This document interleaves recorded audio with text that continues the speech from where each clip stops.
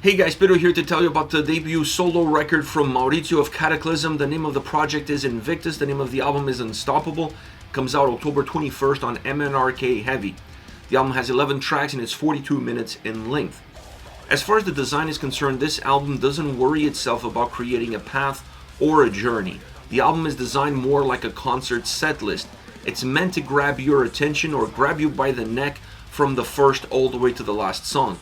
It's about the intensity, it's about the aggression, and the unstoppable movement that the record offers. You honestly don't feel pauses within this album. And because of that intensity, because of that aggression, because of that fluidity, the album actually feels a lot shorter than what it is. It feels like it's around 30 minutes, 32 minutes. This adds to the overall playability.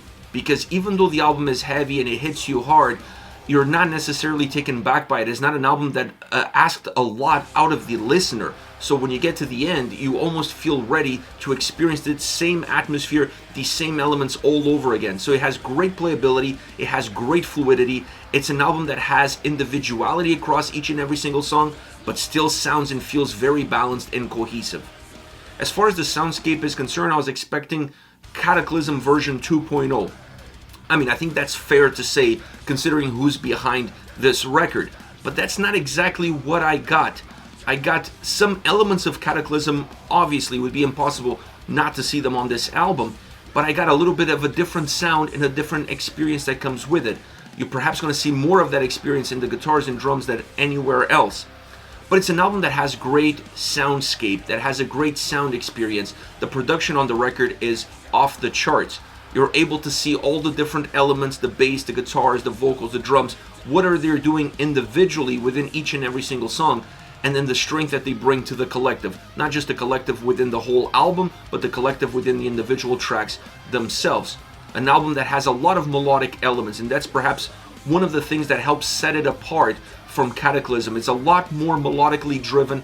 It has orchestrations built in some of the songs, which is a very interesting element because depending on how you're listening to this album, you're going to notice them or perhaps you're not. So it's an interesting element because it doesn't drive the record, it doesn't have an overall impact on how you perceive the album, but once you discover them, you see how important they are and the overall underlining of the melodic sense that this album offers. It has a lot of melodic death metal elements in it, but it also has a lot of groove elements in it. And that symbiosis of those two worlds allows the record to have more ebbs and flows individually from song to song and even within songs themselves. It just gives life, it gives energy, it pushes this record forward, it keeps you connected with the album, it keeps you engaged with the album, it allows you to better digest the record, not force you into the weeds, allowing you to see exactly what's in front of you, appreciate it, and then run with it. Great sound quality, great sound in terms of what delivers, in terms of the force, the intensity that it delivers, and the nuances that it offers from track to track really make this a very enjoyable listening experience. Now, I mentioned a little bit of the drums, I mentioned the guitars. I want to talk a little bit more about these two elements because I feel like the soundscape all around uses them as the cornerstones, as the pillars of what's going to happen around them and what's going to happen through them. The drums on this record, when you compare it to Cataclysm, is very different. I felt like the drums had more groove in them. They were a little bit more subdued. They were a little bit more about the nuances in terms of what they offer the tracks and not necessarily asking for too much attention to be put on them. They're heavy, but they're not overly heavy. They're not overly powerful. They're not overly aggressive. One would say that they're a little bit more groovier than they are aggressive, but in that grooviness, there's still heaviness, and that heaviness still allows the sound to feel very compact and very driven. So I enjoy the drum sound and I enjoy the drum performance on this album because it didn't try to be the hero of the story. It rather wanted to be a good supporting actor and help everything else around it, and that's exactly what you want when you're putting together a solo record. Now, the guitars have the same sort of effect. The guitars on this album have a lot more melody, and when you add some orchestrations into the tracks like I mentioned earlier, that melody really jumps into the forefront and becomes more noticeable. Once you drop those out of the picture, then it also allows the guitars to be a little bit groovier, to have different nuances, to change your perception of the tracks, to change your perception of the direction that these tracks are going. More important, really capturing the essence of the lyrical content and the message that's within the songs. I felt like the guitars were perhaps the fuel that lit all the fire around it, that allows this album to have that sense of aggression and intensity that makes the momentum of the album feel unstoppable. Now, from a vocal point of view, this album has the touch of Chris Clancy, and it has the touch of Chris Clancy in a very positive way, and in more ways than one, actually, throughout the entire record. And that adds quality, that adds a little bit of diversity once again, but it adds value to the way these songs are put together, to the way the whole record is formatted, to the way the whole record is presented. Now, Mauricio's vocals are what they are. He has that strong delivery, that harsh delivery, and that is not going to change, and it definitely doesn't change on this album. And if there's one thing that reminds you of Cataclysm more than anything else, is definitely his vocal performance, because what you get in Cataclysm is pretty much what you're going to get on this record. So that is where you see the similarities, but that's kind of where they start and that's kind of where they end. I enjoyed his performance on this album because the album felt raw. It felt organic. It felt like he wasn't holding back. He was being himself, and he wasn't really thinking about what the perception of this album is going to be like. He rather was speaking from the heart, and that speaking from the heart comes across in his tonality, in his performance, and definitely in his delivery. All around, this solo album is outstanding. There's nothing wrong with this record. There's nothing that you could say that could have been done better about this album. The fact that he separated the sound experience and the overall vibe of the album from what you would get from a Cataclysm record is really important.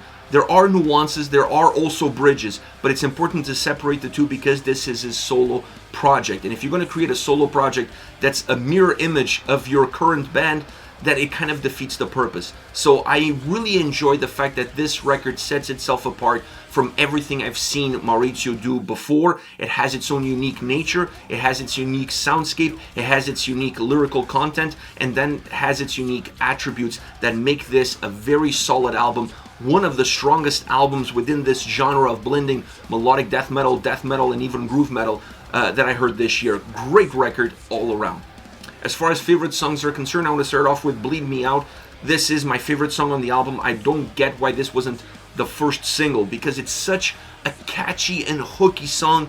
It's just a earworm of a track. It has all the right elements to catch the attention of the listener and keep the listener glued to the album. Not just to this song, but glued to the album. It has heavy elements, it's melodic, it's groovy, it's all of the above. Great guitar sound, and the vocals really help define also what that guitar sound is giving to the track. The clean vocals in the chorus allow the song to stand out. They change the dynamic of the track, they change the dimensions of the song. It doesn't become a one-dimensional track, it becomes a track that has a lot more layers to it. And using the orchestrations in that chorus with those clean vocals really allows that to become climatic.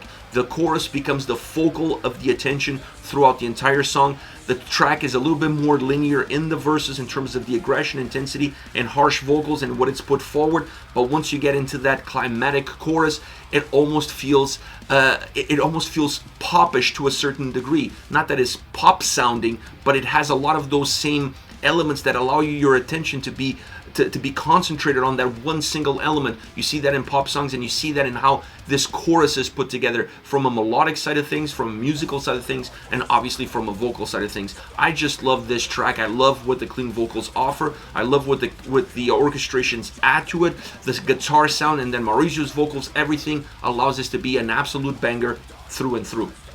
Next you have 3656, great guitar sound, absolutely killer from start to finish, bringing a more melodic death metal sound to the forefront and then infusing some groove experiences into it. Very subtle groove experiences, but groove experiences nevertheless. This allows these two worlds to blend with one another and creates a very unique guitar sound, a very unique tonality throughout the entire track, throughout the entire song, that just allows you to see the song almost create itself in front of you. It has great dips, and when it dips, it feels a lot more somber. It has a more somber atmosphere in those dips, and those dips come in the chorus. Instead of the chorus being climatic, the chorus takes you in the reverse opposite direction of Bleed Me Out. It goes more into a dark side in the atmosphere of that sound. Using the clean vocals to even enhance that darkness a little bit better really allows this song to stand out, because it has a diverging movement for what we saw in Bleed Me Out. It has a lot of similarities, but it's constructed in almost the opposite direction of it. Last but not least, Ghost of My Father. This is a really incredible track. The opening riff of this song is Gothenburg melodic death metal through and through. I felt like I was listening to Dark Tranquillity or really early on In Flames. That is that opening riff that sets the tone for the whole track. I'm glad that that melody, that riff, doesn't stay just in the opening and then it completely disappears throughout the song. No, it becomes a little bit of the backbone of the entire song construction and how this song moves forward. It becomes a little bit of the glue or the spark that keeps your attention attached to the song throughout all the ebbs and flows that this song offers, throughout all the ups and downs that this song gives. The harsh vocals help guide the experience all the way through, from beginning to end. The chorus slows down the momentum ever so slightly, infusing more melody, changing the experience, changing how you perceive the song, and then everything comes together with the solo. The solo on this track is memorable for two reasons. It comes in the right place at the right time, and it infuses the same atmosphere, the same nuance, the same flavor that you're seeing throughout this entire track. This is a very introspective feeling song from beginning to end, and not always are you going to get that from the sound experience that it offers. But when it comes to the guitar solo, you definitely feel like it's coming from a very deep place. It allows the song to feel more connected. It allows the song to sound more organic. Great track, and the solo enhances the quality of this great track. This is it, Invictus, Unstoppable, out October 21st on MNRK Heavy. Let me know your thoughts on the project, on Maurizio, on what he's been up to. Use the comment section below. I'll be reading those and getting back to you. Take care, guys.